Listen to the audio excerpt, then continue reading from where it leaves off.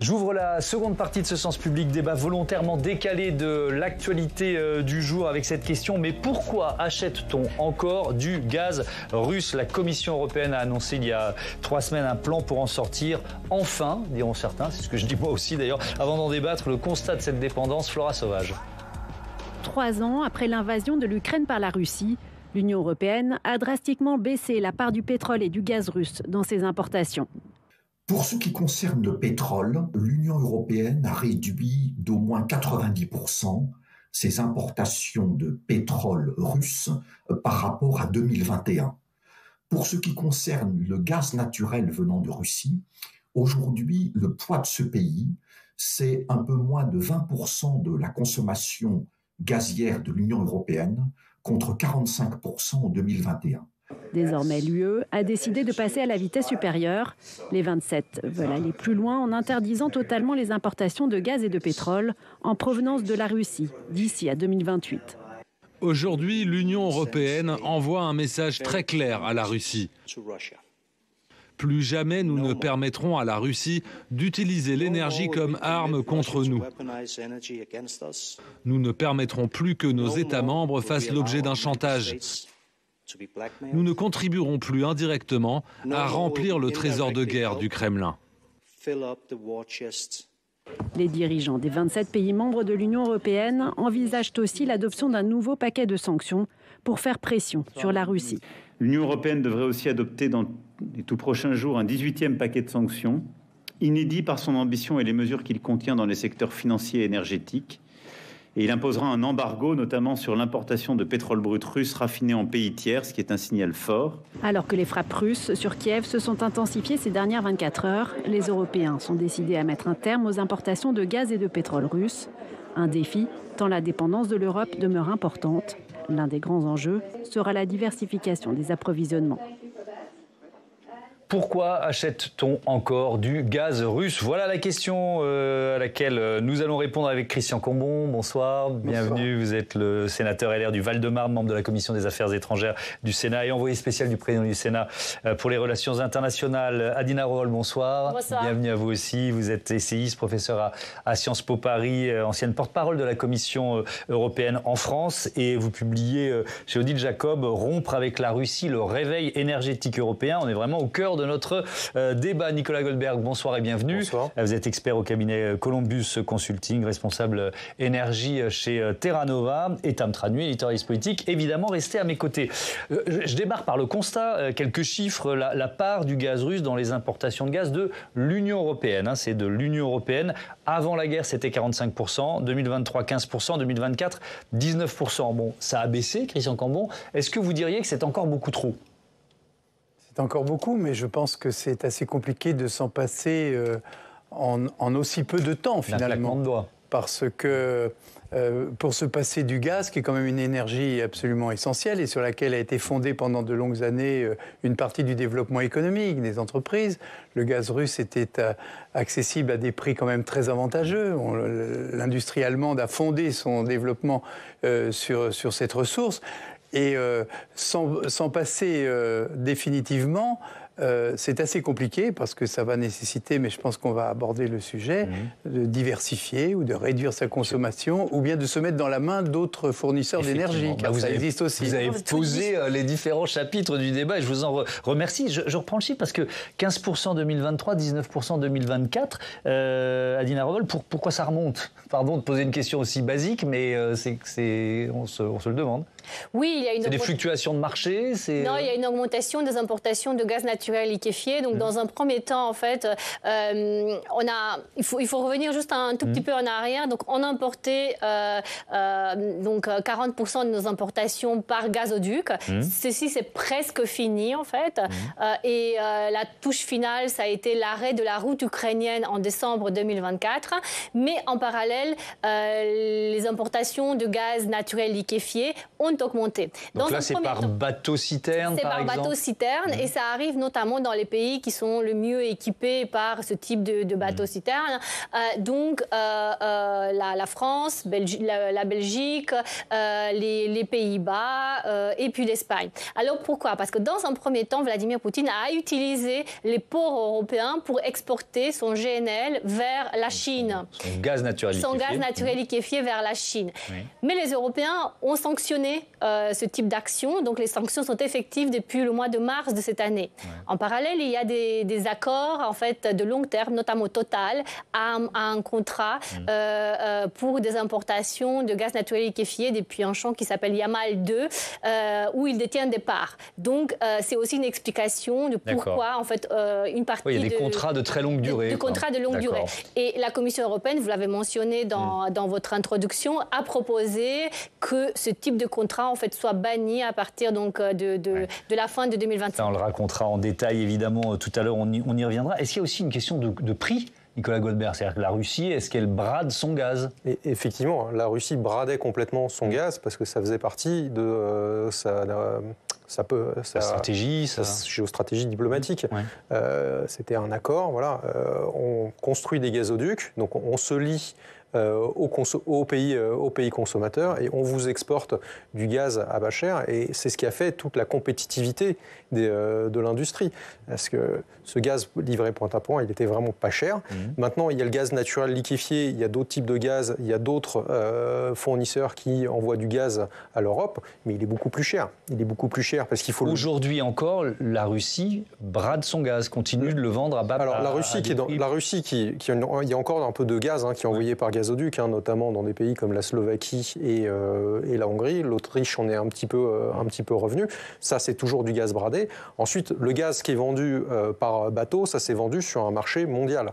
Et il est quand même plus cher. Donc c'est aussi pour ça que l'Union européenne avait intérêt à se fournir auprès de la Russie, parce qu'il y avait un enjeu de compétitivité industrielle. Et aujourd'hui, ce gaz, on l'apporte entre 35 et 40 euros du mégawattheure. Dans des zones comme les États-Unis, le gaz, il est entre 5 et 15 euros du mégawattheure. Et c'est pour ça aujourd'hui qu'on dit en Union européenne qu'il y a un déficit de compétitivité, parce que le gaz est beaucoup plus cher. Alors, ce gaz, il permet évidemment à Vladimir Poutine de financer sa guerre en Ukraine. C'est ce que rappelait la présidente du groupe écologiste à l'Assemblée nationale après un rendez-vous à Matignon. C'était en mars dernier. Cyrielle Châtelain. Chaque euro qu'on met pour acheter du gaz russe ou de l'engrais azoté russe, c'est de l'argent français qui va directement financer la guerre de Russie. C'est donc un élément indispensable d'une réponse, d'une stratégie d'autonomie. Adina Revol, c'est combien d'argent? C'est-à-dire que combien la France ou l'Europe, généralisons à l'Europe, verse à la Russie finalement depuis des années? Depuis le début de cette guerre. Alors le chiffre est assez impressionnant. Depuis le début de la guerre, la facture c'est 200 milliards d'euros et l'aide à l'Ukraine c'est 136 milliards d'euros. Donc en réalité, nous avons payé 2 fois pour la guerre. Parce que tout d'abord, nous avons participé au financement indirect de la guerre et des obus que Vladimir Poutine envoie tous les nuits en Ukraine. Et puis en parallèle, nous aidons à l'Ukraine pour se reconstruire, pour reconstruire les écoles qui sont détruites par les obus de Vladimir Poutine. Et c'est la raison pour laquelle nous devons arrêter au plus vite cette dépendance.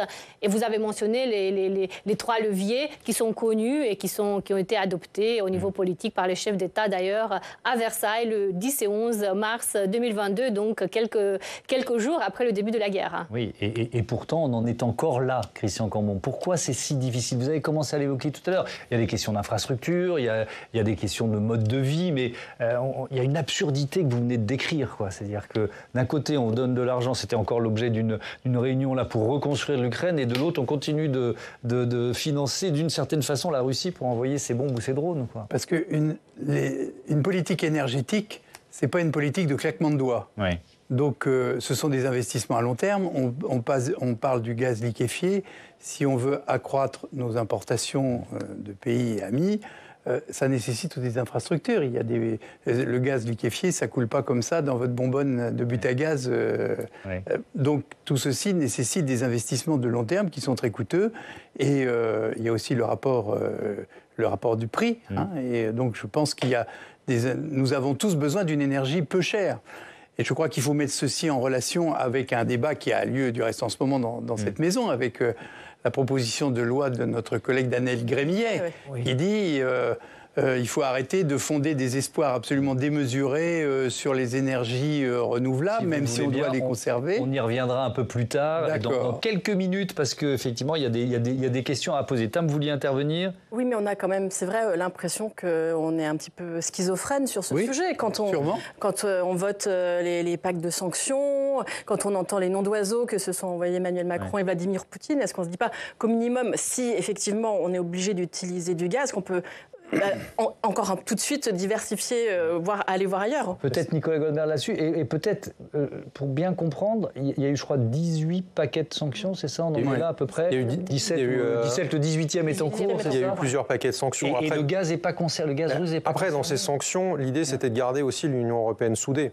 Donc, l'Union européenne ne pouvait pas tout de suite appliquer des sanctions trop dures sur le gaz, parce que déjà, elle en était complètement dépendante, et ensuite, certains pays menaçaient de quitter le bateau des sanctions s'il y avait des sanctions sur le gaz qui étaient prises trop vite. Là, pourquoi ça va être à partir de 2027 la fin du gaz russe, avec des assouplissements pour la Slovaquie et la Hongrie pour 2028. Pourquoi ces dates-là? Parce que ça va être les dates auxquelles des terminaux de liquéfaction vont être mis en service dans le monde, justement, pour pouvoir nous exporter plus de gaz naturel liquéfié. Il a fallu prendre le temps de créer ces infrastructures. Effectivement, parce qu'en fait, le gaz naturel liquéfié, si vous voulez, c'est une nouvelle énergie. Au début, on s'envoyait du gaz que par gazoduc. C'était beaucoup moins compliqué, beaucoup moins énergivore, beaucoup moins cher. Par contre, ça vous rendait captif de votre producteur. Construire des terminaux de gazéification et de liquéfaction, justement, ça permet de mondialiser ce marché. Mais c'est des coûts, c'est du temps aussi. Et là, maintenant qu'il y a ces sanctions sur le gaz, il y a un vrai intérêt à le faire. Par contre, il fallait le temps que les pays qui sont potentiellement exportateurs mettent en service leurs terminaux de liquéfaction. Ça permettrait d'être moins dans la main d'un seul fournisseur. Alors en théorie, oui. Avec une mondialisation. Ça, c'est la théorie. Après, la pratique, c'est qu'aujourd'hui, les gros exportateurs de gaz naturel liquéfié, vous avez 4 ou 5 pays, dont les États-Unis et le Qatar. Mais donc on est en train de se mettre en configuration pour importer beaucoup plus de gaz naturel liquéfié, sauf que ça reste une énergie fossile. Et alors là, Tam, je me tourne vers vous parce que vous voyez une autre solution et même une seule solution. Oui, face à la situation géopolitique fluctuante, les incertitudes de la guerre en Ukraine, le conflit au Proche-Orient et les revirements de Donald Trump, il n'y a qu'une seule solution sur laquelle tabler. Elle est gage de stabilité, c'est mettre fin à notre dépendance aux énergies fossiles. La décarbonation, c'est la stratégie la plus efficace pour assurer notre souveraineté énergétique, accessoirement pour garder une planète vivable. Oui, n'oublions pas que c'est important aussi. C'est d'ailleurs une stratégie qui est poussée au sein de l'Union européenne. Et oui. Qui a dit l'évolution actuelle du prix du pétrole souligne encore une fois l'urgence d'accélérer la transition verte et de mettre fin à notre dépendance aux énergies fossiles? Vous ne jouez pas? Non, parce que j'ai votre texte. Ah, pas loin. Jean-Claude Juncker. Alors, en tout cas, moi je m'étais dit que vous auriez dit peut-être Cécile Duflot, Cyrielle Châtelain, Sandrine Rousseau, Yannick Jadot. C'est pas une ONG environnementale. C'est l'actuel commissaire européen à l'énergie. C'est le Danois Dan Jorgensen. Il a pour mission d'assurer un approvisionnement en énergie sûr, sécurisé, abordable, propre pour l'Union européenne. Lui qui a été ministre de l'énergie et du climat au Danemark et qui a toujours tenu un discours très offensif sur l'écologie. Et alors justement, c'est intéressant de zoomer sur le Danemark, pays modèle en quelque sorte. Oui, et qui pourtant revient de loin. 1973, rappelez-vous, le premier choc pétrolier lié à la guerre de Kippour. Moi, j'ai l'âge de m'en souvenir, merci. Pas moi, je triche un peu. Bah oui, le Danemark est donc frappé de plein fouet parce qu'il est ultra dépendant de l'or noir. Plus de 90% de son énergie provient du pétrole importé à l'époque. Résultat, le gouvernement prend des mesures d'urgence. Il instaure les dimanches en voiture et les Danois sont priés de ne prendre qu'une douche chaude par semaine. Et chez eux... Sachez, charmant. Voilà, bon, alors on n'a pas les retours d'expérience. Et chez eux, un coup fait en tout cas une bosse durable. Une politique énergétique volontariste est menée sur plusieurs décennies. Alors, le pétrole importé est remplacé par le charbon importé, ça vous me direz, c'est pas terrible en termes d'énergie fossile, puis par ses propres exploitations de gaz et de pétrole, puis par les énergies renouvelables, sans oublier les appels à la sobriété, là où la plupart des pays ont repris, eux, leurs mauvaises habitudes dès que la crise était passée. Alors que le Danemark vient donc de prendre la présidence tournante de l'Union européenne, espérons qu'il saura un peu partager ces bonnes pratiques. Parce que les Européens sont encore loin du compte. C'est ce qu'on vient d'expliquer, alors que nous-mêmes, nous sommes en pleine crise. Pour compenser le manque de gaz russe importé par gazoduc, l'Europe s'est donc tournée vers le gaz naturel liquéfié. Les importations russes de GNL en France en 2024 ont même bondi de 81%. Mais tout va bien, c'était autorisé, ça ne le sera bientôt plus en 2027.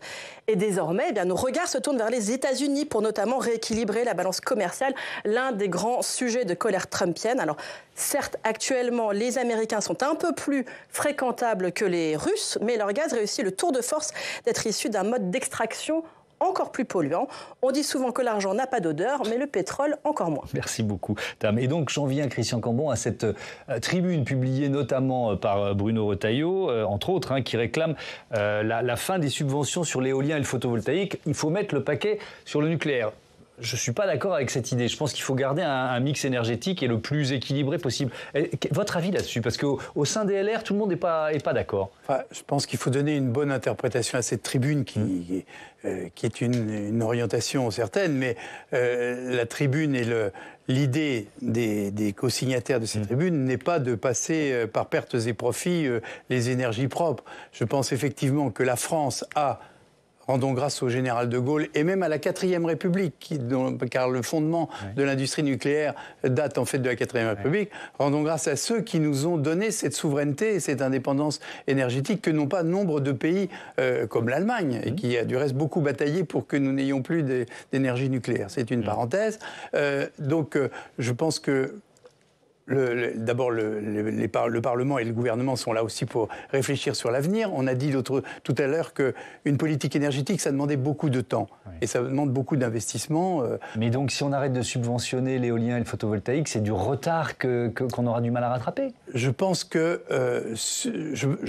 sur l'éolien, il y a eu beaucoup d'excès qui ont été faits, notamment en matière de protection de la nature, des paysages de nos provinces. Il y a des retours ici de maires, d'élus qui sont quand même assez sévères à cause d'absence de concertation. Il faut aussi prendre en compte cette dimension. Par ailleurs, l'énergie éolienne n'est pas stockable. Enfin, si vous n'avez pas de vent, vous n'avez pas d'énergie. Jusqu'à présent, on n'a pas encore réussi à résoudre ce problème, ce qui n'est pas le cas de l'énergie nucléaire. Oui, bon, mais non, mais c'est vrai. Alors, il y a des systèmes de... C'est comme l'énergie solaire. Si vous n'avez pas de... L'électricité nucléaire ne se stocke pas plus que l'éolien. Oui. Alors, votre avis sur le mix énergétique? Non, mais on la fabrique avec régularité, l'énergie nucléaire. Alors, l'importance d'un mix énergétique et d'une part de l'éolien, en fait, notamment en termes de souveraineté, puisque c'est la question qui nous réunit. Non, mais ce qu'il faut dire sur cette tribune des LR, c'est qu'elle est quand même surprenante. Et d'ailleurs, les sénateurs ont voté une loi de programmation énergétique dans laquelle l'éolien et le solaire a toute sa place. Oui, donc, tout à fait. Donc effectivement, cette tribune, elle était un peu orthogonale par rapport à ce que font certains sénateurs, et notamment les sénateurs LR qui ont voté une loi de programmation énergétique qui s'appuyait sur les scénarios de RTE et autres. Et il faut bien dire qu'il n'y a pas de scénario de neutralité carbone où on se sépare du gaz fossile sans éolien et sans solaire. Quand bien même ça a ses défauts. Nous sommes d'accord là-dessus. Le photovoltaïque, il vient à 97% les panneaux de Chine ou d'Asie. Oui, mais c'est pas la même chose. C'est pas la même dépendance. C'est pas du tout la même dépendance. Demain, la Chine nous dit on vous exporte plus de panneaux solaires. Les panneaux solaires qu'il y a chez vous, ils continuent à produire. C'est pas le cas de vos centrales à gaz. Si on vous met un embargo sur le gaz. 20 ou 30 ans, voilà. On va dire. Mais attention, sur cette transition énergétique, déployer du solaire, de l'éolien, relancer le nucléaire, c'est très bien, il faut le faire. Mais c'est une des 4 jambes sur lesquelles on doit marcher, parce qu'on ne fera pas sans l'efficacité, on ne fera pas sans la sobriété. Et regardez, aujourd'hui, on est en surplus de production électrique, parce qu'on a beaucoup travaillé sur la production, mais pas assez sur la consommation, parce qu'il faut électrifier. C'est-à-dire qu'il faut passer d'une consommation d'énergie fossile à de l'électricité. Problème, pour l'industrie, l'électricité, c'est plus cher. C'est-à-dire que votre électricité, vous pouvez la payer entre 40 et 60 euros. On parlait du gaz à 20 euros. Vous n'êtes pas compétitif quand vous passez du gaz à l'électricité. Et c'est ça le vrai problème. Donc, moi, ce que j'en pense, c'est qu'il faudrait un accès privilégié à nos industriels à une électricité compétitive. Pour d'autres secteurs comme les transports, l'électricité est très compétitive par rapport au pétrole, donc c'est une question d'équipement. C'est pas parce que c'est plus cher de rouler à l'électrique, c'est juste parce qu'il faut une borne, il faut un véhicule électrique. Donc, il va falloir accélérer là-dessus, limite le subventionner, lutter contre les fake news, hein, surtout, parce que moi j'entends beaucoup de contre-vérités sur les pompes à chaleur et les véhicules électriques, et c'est ça le problème. Mais effectivement, ça va prendre énormément de temps. Et il faut bien dire que depuis 2019, on a énormément baissé notre consommation de gaz. Natran faisait état de un quart de la consommation de gaz en France qui avait disparu. Vous auriez dit ça en 2018, personne ne vous aurait cru. Donc c'est allé vite, mais là, on arrive un peu dans le dur sur la compétitivité. Donc, l'une des jambes, effectivement, c'est la réduction de la consommation, pour employer le terme de sobriété. Est-ce qu'il faut s'inspirer des Danois, c'est-à-dire une douche chaude par semaine? Est-ce qu'il faut aller jusque-là? Je pense que sans aller justement jusqu'à la douche froide, une douche chaude par semaine, que moi j'ai connu, par exemple, je suis née en Roumanie sous le communisme, donc j'ai connu ça, c'était le régime communiste. Non, mais douche froide, ça fait du bien, ça. C'est difficile. En Roumanie, c'était une douche froide par semaine. Non, mais les Danois, actuellement, ils ont demandé à écourter la durée de la douche, par exemple. Ça, c'est récemment, donc voilà. C'est ce qu'il faut faire. Il y a des systèmes avec des petites diodes lumineuses qui vous préviennent si vous restez trop longtemps sous la douche. Bref. Bref, nous avons un vivier très important dans les bâtiments, parce qu'en fait, aujourd'hui, 40% de la consommation vient des bâtiments, et 80% des bâtiments qui sont debout aujourd'hui seront là en 2050. Et on sait qu'il y a un vivier très important parce qu'ils ne sont pas efficaces. Donc, il faut engager un plan massif de rénovation thermique des bâtiments. Le plan de relance européen, donc, pendant la post-pandémie, a financé de manière massive. Et d'ailleurs, ça nous a beaucoup aidé. Lorsque Vladimir Poutine a commencé à couper les vannes du gaz russe, et ça a été mentionné, nous avons beaucoup baissé notre consommation de gaz, et ça a aidé justement cet effort de réduction donc, de la consommation des bâtiments. Et donc maintenant, il faut continuer. Deuxième point, c'est lier la transition numérique et la transition énergétique avec les bâtiments intelligents. Et là, nous avons un avantage compétitif très important parce que des entreprises comme Schneider restent encore des leaders mondiaux. Appuyons-nous sur nos leaders mondiaux. C'est intéressant parce que pendant que vous parliez de l'isolation thermique des bâtiments, je retrouvais une dépêche de nos confrères de l'agence France Presse qui est tombée juste avant notre débat, qui publie une étude de l'Observatoire national de la rénovation énergétique. Isoler thermiquement ses murs, son toit et ou ses fenêtres, ça permet une économie d'énergie moyenne de 5,4% pour les maisons chauffées à l'électricité et près de 9%, 8,9% pour les maisons chauffées au gaz. Donc effectivement, c'est l'un des piliers sur lesquels on peut s'appuyer, sauf que, Christian Cambon, on a le gouvernement qui a annoncé, puisque ce qui permet de rénover, c'est notamment un système qui s'appelle MaPrimeRénov', qui était mal né, mais qui s'était mis à fonctionner, c'est ce que disent tous les professionnels, et qui donc coûtait un peu cher au budget de l'État, forcément ça fonctionnait, et là qu'est-ce qu'on dit? On dit on arrête, on suspend, pardon. C'est suspendu, c'est suspendu, ça doit redémarrer je crois le 1er septembre. Alors, est-ce qu'il faut s'en plaindre ou est-ce qu'il faut s'en réjouir? Ça veut déjà dire qu'il y a eu une prise de conscience de la part des Français de la nécessité d'isoler leurs bâtiments. Or, il y a quand même un véritable travail. Par ailleurs, il faut quand même signaler que la manière dont est calculé le DPE, le fameux diagnostic, vous savez, par des organismes qui sont très très mal contrôlés. Vous avez vu du reste que le gouvernement vient, je crois, hier ou avant-hier, de prendre une initiative dans ce domaine pour dire que les critères vont changer. Et que le chauffage électrique soit mieux parce que répertorié. Sur une classification, vous pouvez rendre votre logement non louable, donc ça a quand même des véritables conséquences. Mais le gouvernement, vous savez, sur ce débat, n'oublions pas quand même que l'on revient de loin. Je rappelle que sous l'ère du précédent président de la République, M. Hollande, on avait prévu de fermer, je crois, 20 centrales nucléaires. Donc, je ne trouve pas anormal qu'il y ait une prise de conscience et qu'il y ait des responsables français qui disent l'énergie nucléaire, c'est une richesse pour la France que nous envient d'autres pays. Regardez par comparaison avec l'Allemagne, qui a été obligée de réouvrir des centrales à charbon dont nous avons respiré les vapeurs. Je reste sur ce petit chapitre qu'on a ouvert sur la rénovation énergétique, parce que je le trouve quand même intéressant. Je ne vous ai pas encore donné la parole là-dessus, Nicolas Goldberg. Enfin, il y a quand même... Je veux bien qu'il faille trouver 40 milliards d'économies pour boucler le budget, mais est-ce que ce n'est pas contre-productif par rapport même à l'efficacité de l'argent public à terme, de rogner sur ces budgets? En fait, sur MaPrimeRénov', en fait, elle va être basculée sur des certificats d'économie d'énergie. C'est pour ça qu'il y a une pause. Ça ne va pas complètement s'arrêter. Par contre, effectivement, on n'arrête pas de modifier le dispositif. Après, on apprend aussi en marchant. MaPrimeRénov', vous savez, il y a quand même beaucoup de fraudes qui vont dans des réseaux mafieux. Enfin, c'est-à-dire que si vous avez un peu de fraude, mais que ça alimente des gens... Est-ce que ça justifie de marcher marquer une pause. Parce que le message que ça renvoie, non, mais je pouvais pas assurer. Qui a besoin de rénover sa maison. Écoutez, je pense qu'il faut vraiment isoler les bâtiments pour plusieurs raisons, pour des questions de préservation des factures, préservation de l'atmosphère et aussi pour le mieux vivre. Après, la rénovation des bâtiments, c'est extrêmement compliqué parce que c'est un secteur qui est diffus. C'est un secteur dans lequel les Margoulins sont très inventifs. Vraiment, parce que MaPrimeRénov', effectivement, ça marchait très bien, c'était un bon dispositif. On n'a pas arrêté de l'ajuster parce qu'à chaque fois, on trouvait des failles. Donc, je le regrette comme vous et comme tout le monde sur ce plateau. J'ai bon espoir qu'on arrive à stabiliser. Après, il y a les finances publiques, il y a comment est-ce qu'on finance. Ils ont été dépassés par le succès. Voilà. Des gens ont le leasing social pour la voiture électrique. Beaucoup de gens ont engagé des dépenses et ont attendu un remboursement pendant des mois et des mois. Alors, vous vouliez dire un mot, allez-y. Oui, parce qu'en fait, j'entends beaucoup l'arrêt de la prime rénov', mais c'est normal parce qu'en fait, c'était financé par le plan de relance européen. Donc, le plan de relance européen fini. Donc, en fait, il n'y a plus de financement. En fait, s'il y avait 1 million de primes rénov', et sur les 1 million, il y avait 700 000 qui étaient financés sur le plan de relance européen. D'où l'arrêt, en fait. D'une certaine façon, c'est compréhensible parce que on a la situation budgétaire qu'on connaît en France. Et on retombe sur la situation d'un pays à 3 380 milliards de dettes. Allez, on va revenir aux solutions ou à la volonté affirmée par l'Union européenne de sortir de cette dépendance du gaz russe. Et je propose à Stéphane Duguet de nous rejoindre. Rebonsoir Stéphane. On va détailler maintenant les consignes de l'Union européenne qui demandent aux États de diversifier leurs sources d'approvisionnement. Oui, et si cette feuille de route de la Commission européenne présentée mi-juin est adoptée définitivement, les États membres devront présenter des plans de diversification énergétique. C'est assez simple, chaque État membre devra montrer à la Commission européenne comment il compte atteindre les objectifs fixés. Je les rappelle, plus de nouveaux contrats d'importation de gaz russe au 1er janvier 2026.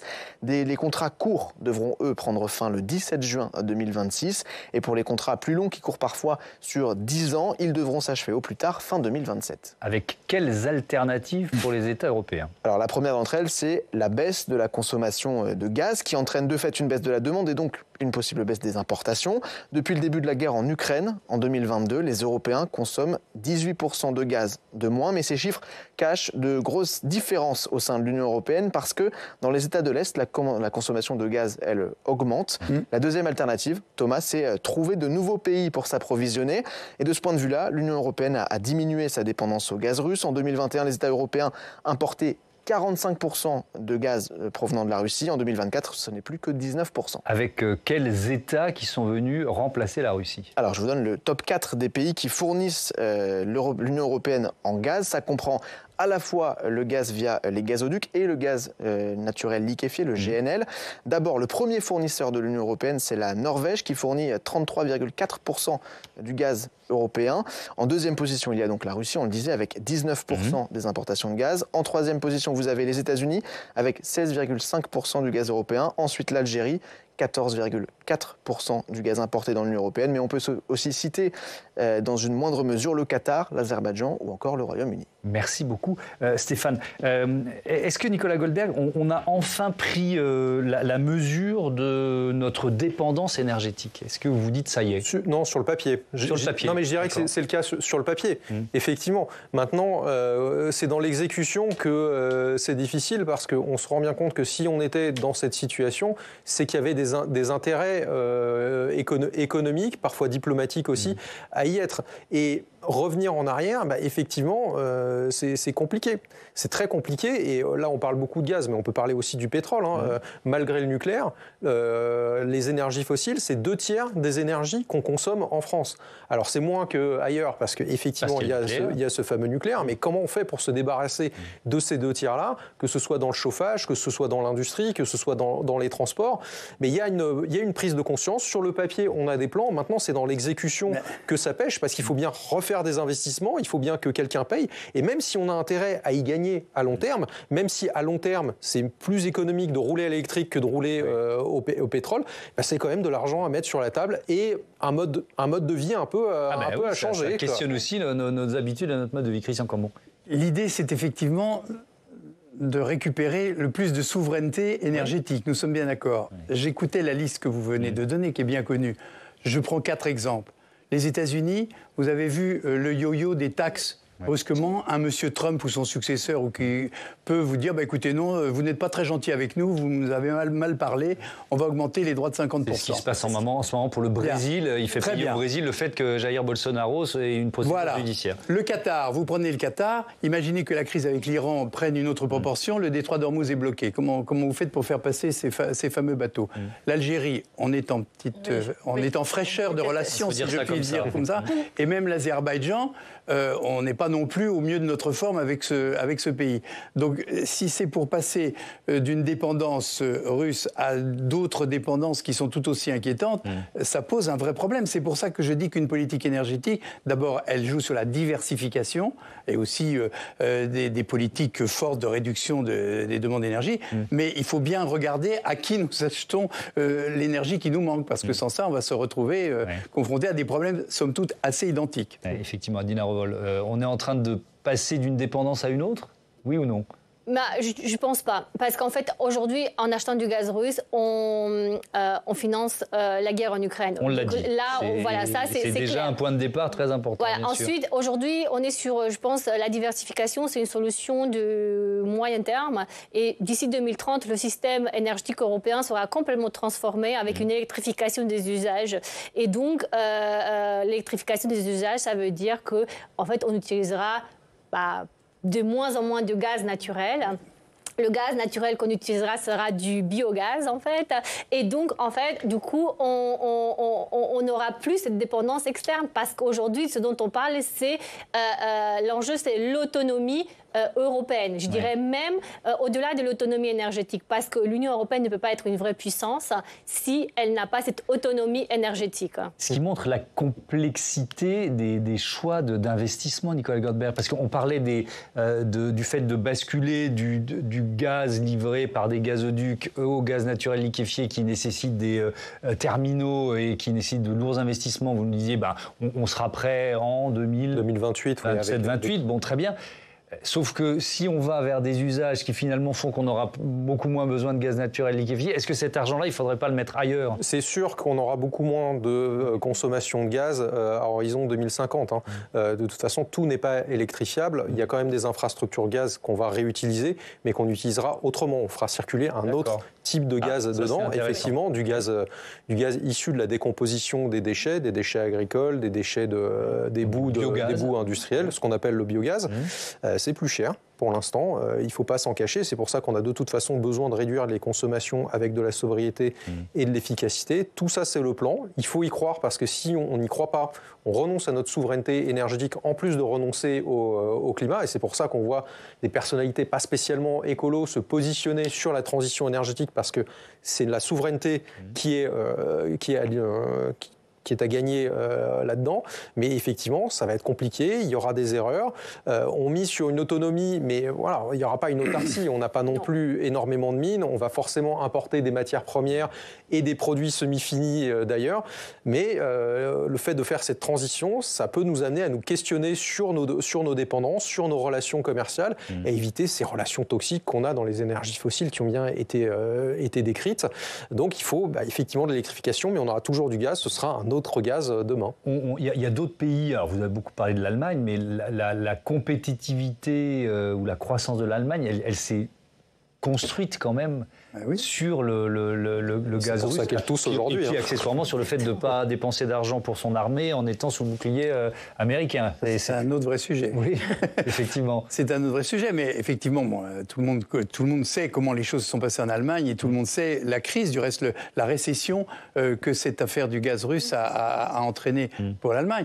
Mais moi, je reviens toujours à cette idée qui consiste à ne pas nous auto-flageller en permanence. On a cette énergie nucléaire qui est quand même moins coûteuse, qui n'est pas polluante. Moi, vous savez, qui ai l'occasion de voyager dans un certain nombre de pays, il y a des pays, je pense à la Pologne, qui nous dit mais la chance que vous avez, vous n'imaginez pas la chance que vous avez.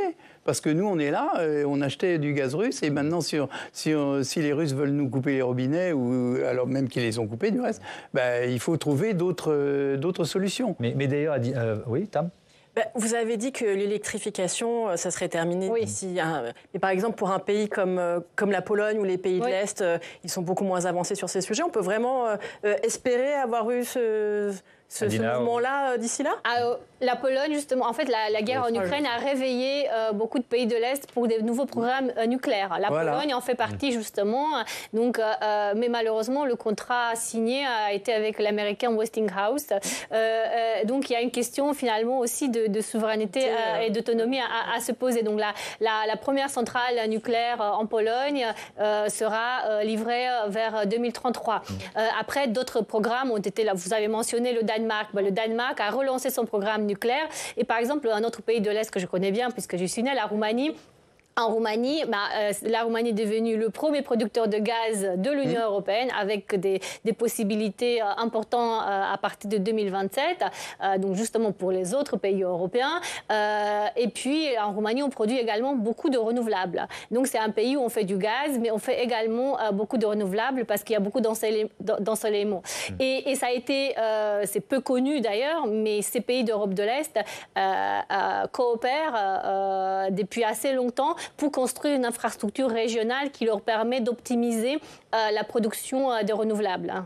Alors, on parlait des infrastructures et je voudrais qu'on termine là-dessus parce que dans un débat sur le gaz russe, il faut quand même se souvenir ou évoquer le sabotage des gazoducs Nord Stream. C'était le 26 septembre 2022. On va écouter Vladimir Poutine qui, dans la foulée, exprime sa colère. On sait à qui profite le crime. Les fuites des gazoducs Nord Stream renforcent l'importance géopolitique des systèmes gaziers restants, ce qui passe par le territoire de la Pologne, par l'Ukraine et que la Russie a construit à ses frais.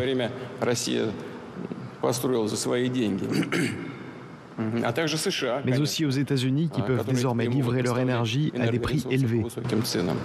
Double question, Nicolas Goldberg. Je vous vois tiquer parce que tout ce que dit Vladimir Poutine, il ne faut pas le prendre pour argent comptant, évidemment. Mais qu'est-ce qu'on sait de l'enquête sur ce sabotage? Et puis ensuite, est-ce que ce gazoduc a été réparé? Est-ce qu'il peut rentrer de nouveau en service? Voilà, on en est où? Alors, pour séparer les opinions des faits. Dans les faits, on ne sait pas qui a saboté ces gazoducs. Dans les faits également, j'entends les propos de Vladimir Poutine. Il faut rappeler aussi qu'au moment du sabotage de ces gazoducs, la Russie a pu dénoncer certains contrats long terme en invoquant le cas de force majeure. Et la Russie, qui exportait toujours beaucoup de gaz à l'Europe à ce moment-là, l'a exporté à prix d'or. Voilà, parce on disait qu'on donc ça a permis à la Russie de vendre son gaz plus cher. Ils n'ont jamais gagné autant d'argent. Il se trouve qu'ils n'ont jamais gagné autant d'argent que dans la foulée de ce sabotage, et ça leur a permis de dénoncer des contrats long terme. Et vous savez, la Russie met toujours un point d'honneur à dire nous avons toujours honoré nos contrats long terme, et si nous les interrompons, c'est avec le cas de force majeure. Le premier coup de canif à ça, ils l'ont porté eux-mêmes en demandant au pays à payer en roubles. Mais là, avec ce sabotage des gazoducs, ils ont pu dénoncer leur contrat pour des cas de force majeure. Il pouvait y avoir un intérêt, mais pour autant, ça n'en fait pas les auteurs du sabotage. Écoutez, j'ai bien dit, on ne sait pas qui a saboté. Par contre, j'entendais Vladimir Poutine, il a oublié un gagnant dans le sabotage de ces gazoducs, qui est quand même la Russie. C'est surprenant qu'il ne l'ait pas mentionné. Et il pourrait reprendre du service ces gazoducs. Avant des gazoducs de Nord Stream, il y a aussi le gazoduc Brotherhood qui passe par l'Ukraine qui pourrait reprendre du service, parce qu'aujourd'hui, ce gazoduc est hors service, mais pas pour des questions techniques, mais pour des questions commerciales, parce que la Russie n'envoie plus de gaz via ce gazoduc. Donc de toute façon, effectivement, la Russie a toujours le potentiel de nous renvoyer du gaz par gazoduc, et ça fait partie des négociations. Et il y a certaines voix qui s'élèvent en disant qu'il faudrait céder à ces sirènes-là. Et moi je dis attention, c'est dangereux, faisons plutôt la transition avec tout ce qu'on s'est dit là, parce que si on se remet entre les griffes de la Russie, on sait ce qui va nous arriver dans quelques années. Parce que Christian Comot, ce qui est passionnant, c'est que dans la perspective, arrivera-t-elle, on peut l'espérer, d'une fin du conflit en Ukraine, enfin c'est aussi un levier de négociation pour Vladimir Poutine, les livraisons de gaz, tout ce marché finalement. Oui, parce qu'on peut quand même imaginer, je sais bien que pour l'instant c'est parfaitement hypothétique, utopique, mais on peut imaginer qu'un jour il y ait la fin du conflit et que la Russie, sous ce gouvernement ou sous un autre, reprenne sa place, que ce régime de sanctions sur lequel il y aurait long à dire aussi, parce que les sanctions nous ont coûté aussi très cher dans le domaine agricole, etc. On peut imaginer que les choses reprennent à long terme leur place et que de nouveau la Russie joue dans le concert énergétique des nations. Oui. Alors ça, pour l'instant, de dire des choses comme ça, c'est comme une provocation.